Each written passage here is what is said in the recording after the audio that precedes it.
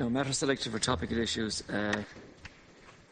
Need for a new process of allocating resources to prioritise the construction of new Garda stations and refurbish existing ones. The Deputy Patrick O'Donovan has 4 minutes to make an initial statement.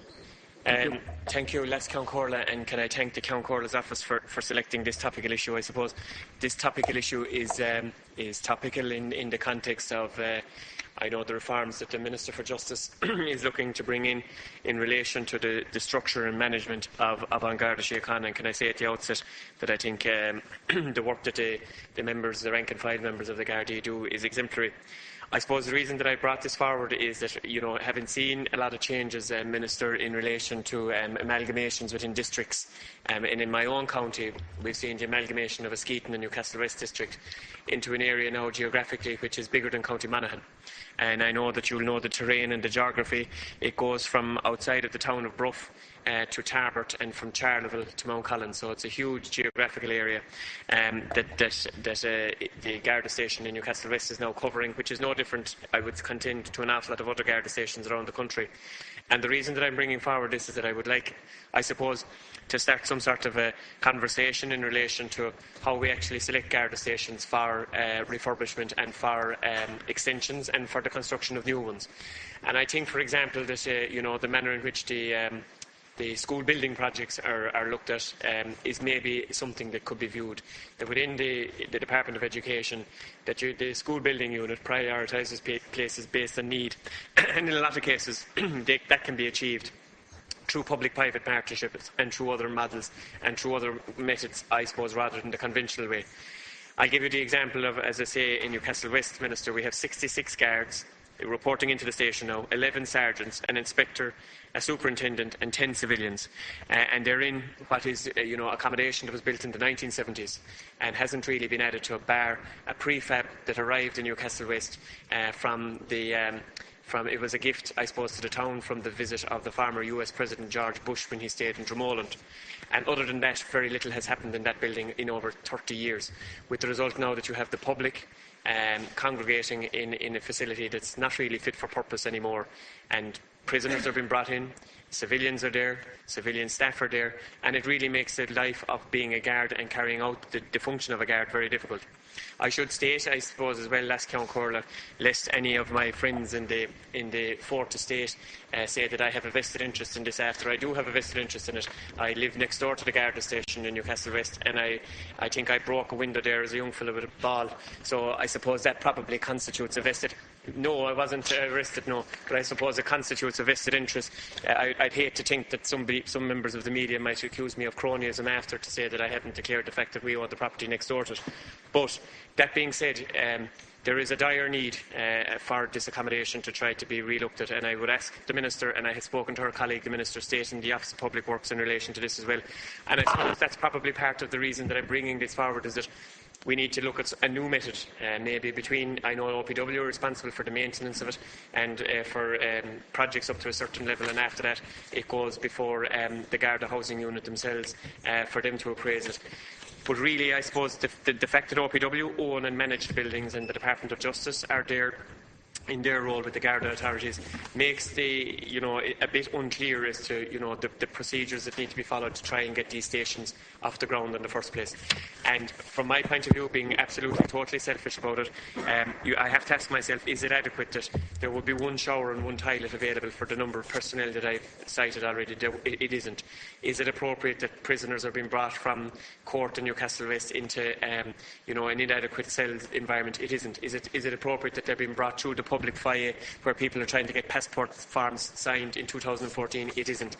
And really, I suppose at the first available opportunity, Minister, I'd be delighted if you, during any visit that you're due to make to Limerick, that you would come down and that you would see it, because this was a district that was merged with another one, and we were told at the time, and we got commitments at the time, that refurbishment would be given to accommodate those Gardaí, and in this case that hasn't happened. Thank you, Deputy. And now calling the Minister to reply.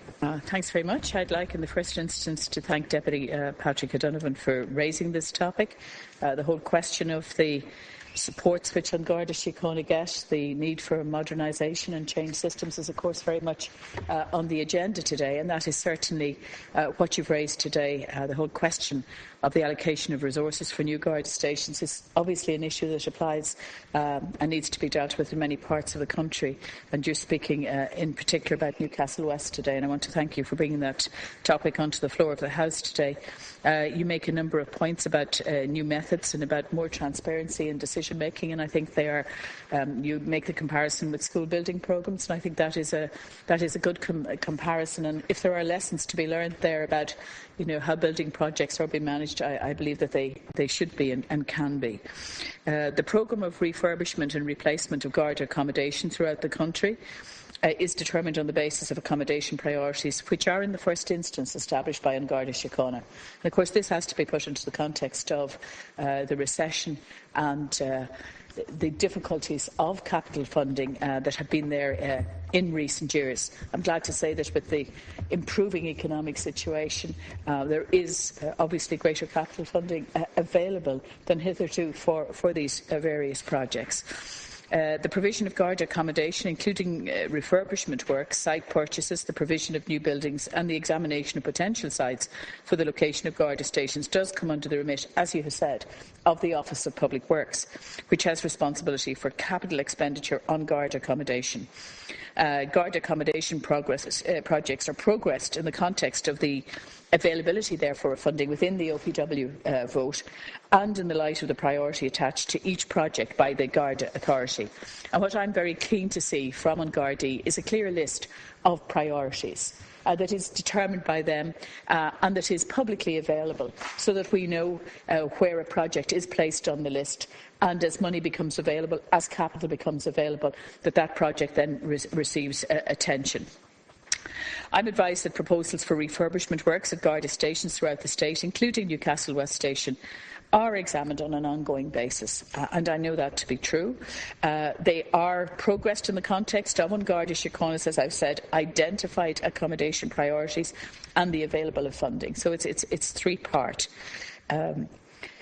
I am told by the Garda authorities that the allocation of all Garda resources, including accommodation, transport and personnel, is subject to ongoing analysis and review by them to ensure that the best possible use is made of available resources.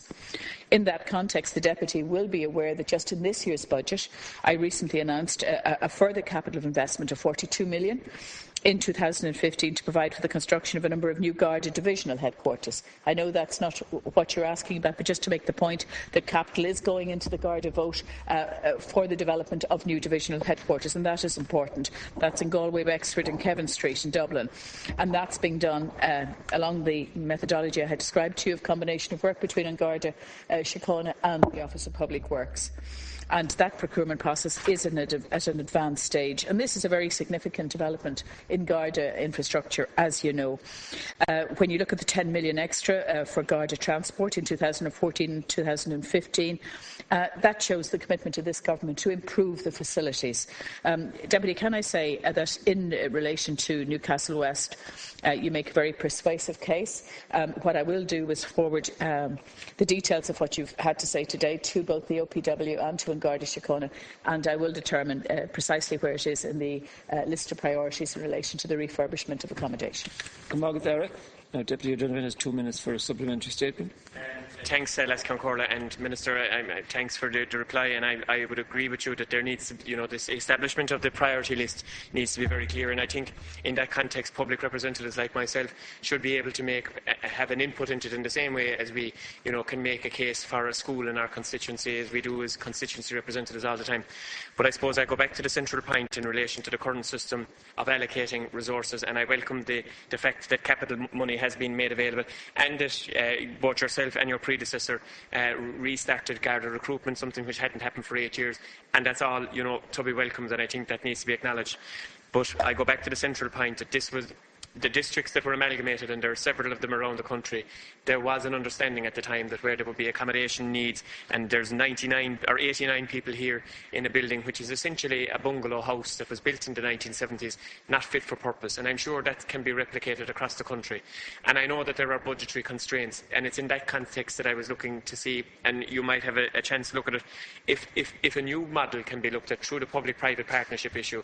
I was at the opening of a school in Doon in County Limerick last week, a public-private partnership which your colleague Minister Janice Sullivan opened, and it was a part of a bundle of schools that were presented by the private sector and operated by the private sector and maintained by the private sector for use by the public sector, and it can be done a lot more, maybe more cost efficiently.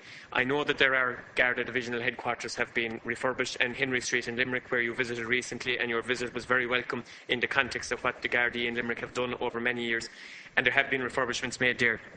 But I would like to again invite you to come down at some stage in the near future, whenever you get the opportunity, to see the conditions that the men and women, civilian and Garda personnel, have to contend with in 2014, and the public as well, who deserve something better in a district headquarters, as I said, that covers an area bigger than most counties in the country, bigger than County Monaghan, as I said.